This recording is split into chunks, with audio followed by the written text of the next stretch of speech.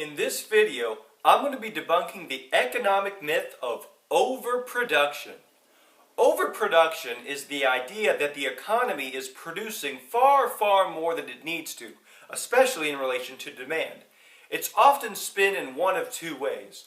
One is that we could be working much fewer hours given our level of productivity. Or the other one is that we could be spending a lot more.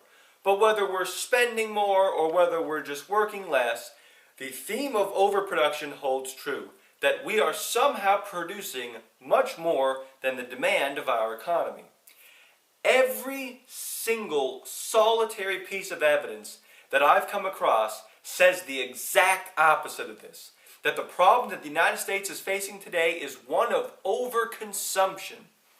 We are buying much, much more than we are capable of producing, even at full employment. And this is causing problems everywhere we look, from our growing trade deficit, to people working longer hours, to corporations making record profits. Because what would benefit corporations more than people spending their money? All of the facts say that demand is outpacing supply. None of the facts say that supply is outpacing demand. What I'm going to do now is I'm going to very briefly go over the three pieces of evidence that demand is outpacing supply. And then once I briefly go through them, we'll then go through them with more detail. The three pieces of evidence are as follows. Number one, the balance of trade. If the U.S. was producing far more than it was consuming, what would it do with all these surplus goods? Well, one possibility is that it would export them to other countries. That's clearly not happening, as the U.S. runs a huge trade deficit even at times of full employment, such as the case in the year 2000 and the year 2006. Piece of evidence number two, inventories. If we're not taking our excess goods and exporting them to other countries, are we at least storing them in a warehouse in inventories? A graph of inventories as a percentage of GDP says this isn't the case either.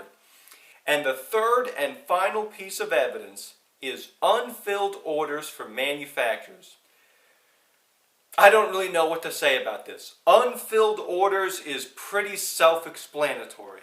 That means someone went up to a manufacturer, ordered a product, but it went out unfilled. You can kind of think of it like this.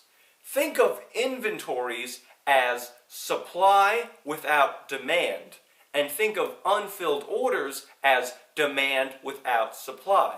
And what's happening over time is demand without supply is going up, and supply without demand is going down. So, who's winning this battle, supply or demand? Okay, so now that we've gone through the evidence that demand is too high, let's go through them again with a bit more detail this time, starting with that trade deficit. So if I came up to your average liberal progressive and I said that the trade deficit was caused by demand being too high, chances are their head would explode with rage, because every single liberal progressive that I know believes that the trade deficit is hurting demand, let alone being caused by too much of it. Well, let me say this.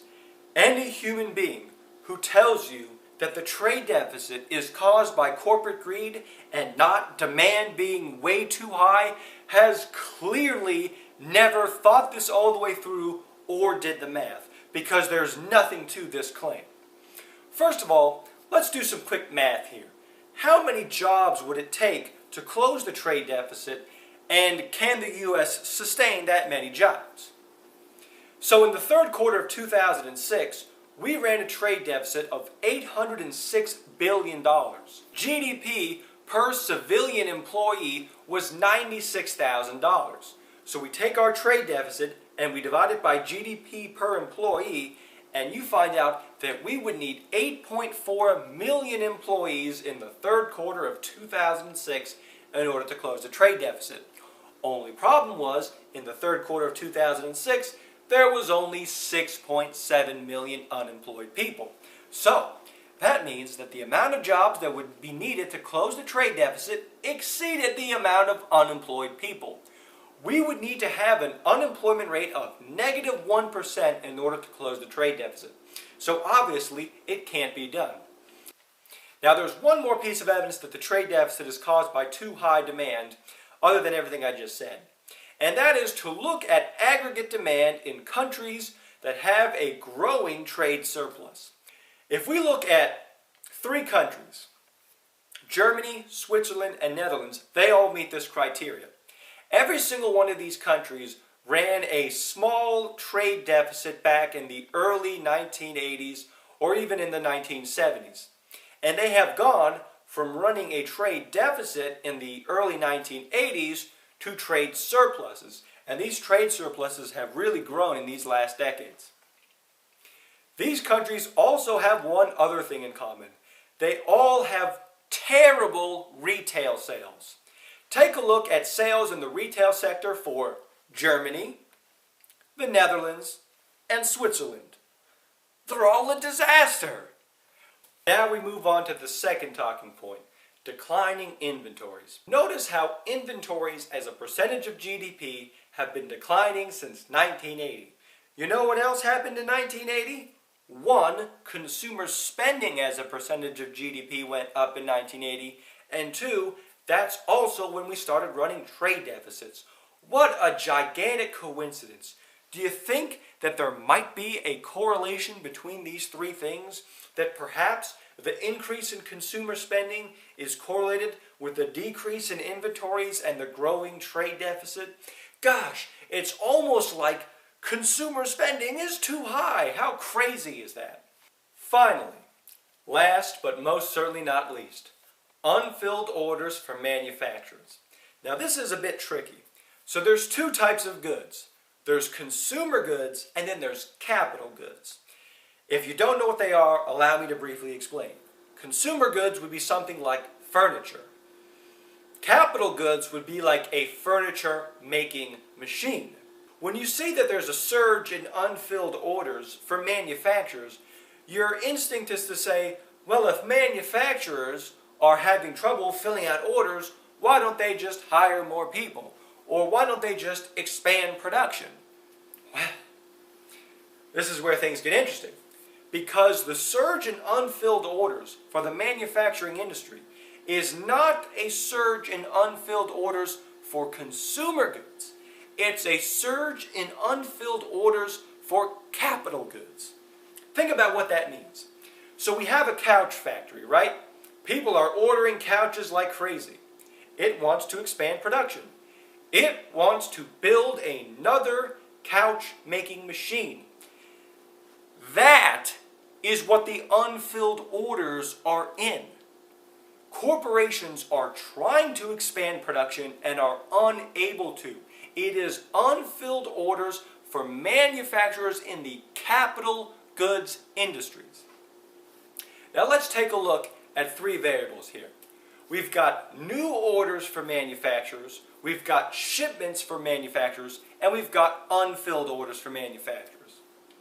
Now what's happening in the consumer good industry is shipments of consumer goods equals new orders for consumer goods. But only at the expense of one thing, declining inventories. So think of it like new orders equals demand, shipments equals short-term supply, and inventories equals long-term supply. We can meet demand in the short term, but we can't meet demand in the long term. These corporations go out and they order capital goods. But here's the key difference between capital goods and consumer goods. With consumer goods, we can just increase output for couches like there's no tomorrow, and chances are we have a warehouse filled with couches. But capital goods can take years to make. So, unlike the consumer goods industry, shipments do not equal new orders for capital goods.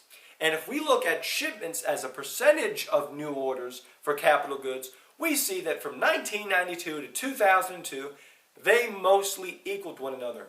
But then, beginning in 2002, and in the years up until the Great Recession, shipments continuously trailed new orders for capital goods, and it got worse and worse over time. So while we were able to meet our demand for consumer goods at the expense of declining inventories, there is no inventories for capital goods other than just motors and valves and all that other stuff. And so there was a huge surge in unfilled orders for capital goods in the years leading up to the Great Recession in 2008.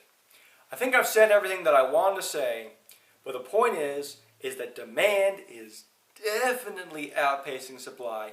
It's been outpacing supply since 1980, and it really got bad in this last decade. Pretty much the exact opposite of what every liberal progressive says.